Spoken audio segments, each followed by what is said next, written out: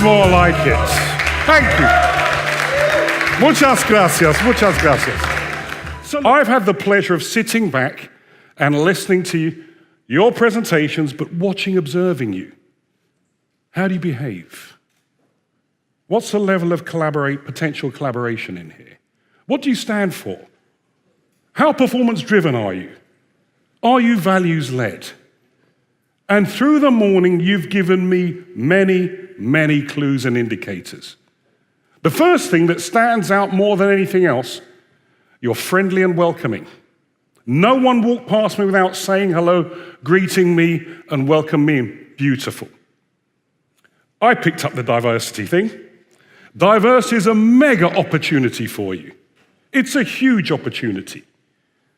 We're lucky enough to work with some of the best organizations around the world. If we're not reflecting the customers we serve, then we're missing an opportunity. There's a massive talent pool of talent out there. Massive. 51% of the world's talent is female. Why wouldn't you? Why wouldn't you? These are all opportunities. These are huge opportunities. So look, we've had an underlying theme right through the day. Values-led, performance-driven.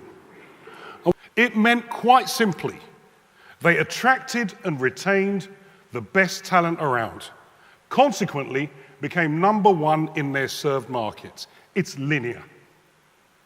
Treating your people fantastically well meant that the best people came to work for you, you became number one in your served markets. During that time, I sat on the board of Pepsi, the ultimate challenger brand. Waking up every day to face the most recognized brand on the planet, Coca-Cola. The only way Pepsi could compete, we were performance-driven beyond belief. Everything was measured. Failure was not an option. And we were hard driving. I spent 3 years, 3 months there. If I look back at how hard driving I was, it wasn't a period that I was massively proud of. Everyone in this room is as unique as their fingerprints. Every one of you is different. Some of you came straight to me. Where do you work? What's your name? Others smiled and walked politely by. This is great. Diversity is what fuels us. Everyone in this room is different. How do we capitalize upon that? Culture is more powerful than strategy. And when I say changing culture, here's what I mean. It's not process. It's not management. It's not KPIs. It's not the balanced scorecard. It's leadership. It's hiring for attitude as much as skills. There was a time when everyone wanted the expert, the highly skilled. Today we're more demanding. Highly skilled, wrong attitude doesn't work for us. Right attitude, skills shortfall, we can train the skills. We failed to train attitude. The power of thank you. We did some work with HSBC, 350,000 people work for HSBC globally, the same size as Iceland. The research was called gratitude. We found the most startling statistic: as managers and executives become more senior, the less they said thank you. It cost them nothing.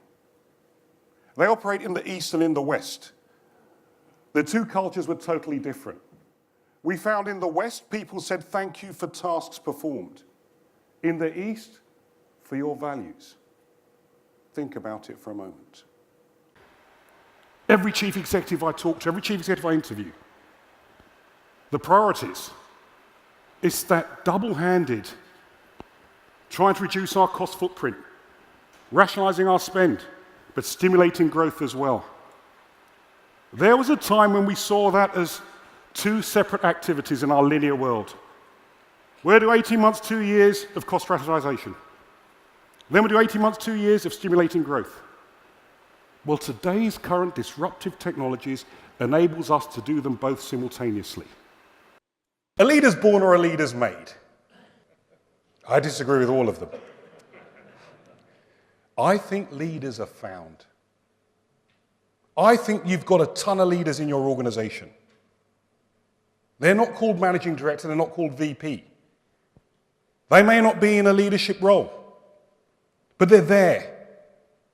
Good leaders create followers, great leaders create leaders.